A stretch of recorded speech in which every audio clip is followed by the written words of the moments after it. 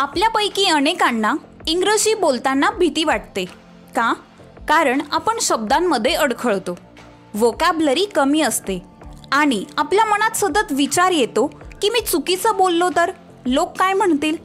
पण खरं तर इंग्रजी ही फक्त भाषा नाही, ती आपल्या आत्मविश्वासाचे शस्त्र आहे, जगाशी जोडणारा दुवा आहे. आजच्या काळात तुम्ही कुठेही जा, कॉलेज, नोकरी, व्यवसाय, मुलाखत किंवा सोशल मीडिया, इंग्रजी तुम्हाला ओळख मिळवून देते. आपल्याकडे नॉलेज आहे, स्किल्स आहे, पण जेव्हा आपण स्वतःला एक्सप्रेस करायला जातो तेव्हा अडथळा काय येतो? लँग्वेज. आणि ती भीती दूर करण्याचा सर्वात सोपा मार्ग म्हणजे व्होकॅब्युलरी वाढवणे. तुमच्याकडे जितके जास्त शब्द तितकाच तुमचा आत्मविश्वास जास्त. तुम्ही फ्लुएंट इंग्लिश बोलायचे स्वप्न बघत असाल तर दररोज 5 नवीन शब्द शिका. इंग्रजी बोलण्यासाठी ग्रामर परिपूर्ण असायलाच पाहिजे असे नाही, पण व्होकॅब्युलरी मजबूत असायलाच हवी. तुम्ही साधा विचार इंग्रजीत व्यक्त करू शकता कारण तुमच्या मनात शब्दांचा साठा आहे. म्हणूनच मी व्होकॅब्युलरी सिरीज सुरू केली आहे. जर तुम्ही या सिरीजचे बाकी व्हिडिओज पाहिले नसतील तर नक्की बघा, डिस्क्रिप्शन बॉक्समध्ये लिंक दिलेली आहे. चला व्हिडिओ सुरू करूया. फर्स्ट वर्ड इज ऑब्सोलीट, म्हणजे जुना किंवा कालबाह्य. English meaning no longer in use.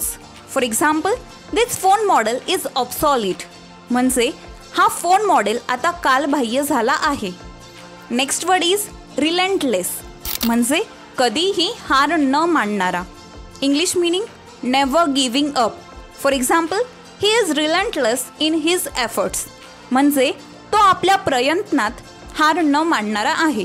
Let's move on to the next word, substantiate, म्हणजे पुरावा देणे किंवा सिद्ध करणे. English meaning to prove with evidence. For example, he substantiated his claim with documents, म्हणजे त्याने कागदपत्रांनी आपला दावा सिद्ध केला. Let's see the next word, ostentatious, म्हणजे दिखाऊ किंवा दिमाग दाखवण्याची हौस असलेला. English meaning showy. For example, they had an ostentatious wedding, त्यांचा विवाह खूप दिखाऊ होता. नेक्स्ट वर्ड इज इम्पेकेबल, म्हणजे निर्दोष किंवा पूर्णपणे निष्पाप. English meaning flawless and perfect. For example, her English is impeccable, तिचे इंग्रजी निर्दोष आहे. Let's see the next word, skeptical, म्हणजे संशयी. English meaning doubtful. For example, he is skeptical about the plan, म्हणजे तो या योजनेबद्दल संशयी आहे.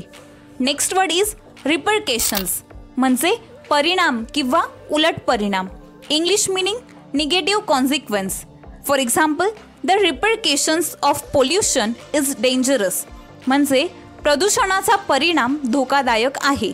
Let's move on to the next word, transient, म्हणजे तात्पुरता किंवा अल्पकाळ टिकणारा. English meaning temporary or short lived. For example, happiness can be transient, म्हणजे आनंद तात्पुरता असू शकतो. नेक्स्ट वर्ड इज कॉन्स्पिक्युअस, म्हणजे लक्ष वेधून घेणारा. English meaning easily noticeable.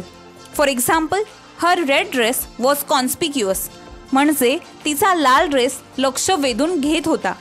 Let's move on to the next and last word, nostalgia, म्हणजे भूतकाळाची आठवण किंवा ओढ करून देणारा. English meaning sentimental longing for the past. For example, old songs give me nostalgia. आज आपण काही नवीन शब्द शिकलो.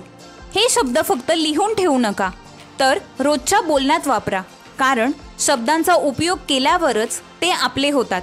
लक्षात ठेवा, व्होकॅब्युलरी शिकणे फक्त इंग्रजी नाही, तर आपल्या आत्मविश्वासात वाढ करणे आहे. जर हा व्हिडिओ तुम्हाला उपयोगी वाटला असेल तर नक्कीच लाईक करा, तुमच्या फ्रेंड्ससोबत शेअर करा आणि चॅनलला सबस्क्राईब करायला विसरू नका, कारण पुढच्या भागात आपण अजूनही छान शब्द शिकणार आहोत जे तुमचे इंग्रजी बोलणे फ्लुएंट बनवतील. चला तर मग रोज 5 नवीन शब्द शिका, स्वतःवर विश्वास ठेवा आणि इंग्रजी बोलण्याची भीती कायमची दूर करा. पुन्हा भेटूया एक नवीन व्हिडिओसोबत. तोपर्यंत stay happy, keep learning, keep growing and thank you so much for watching.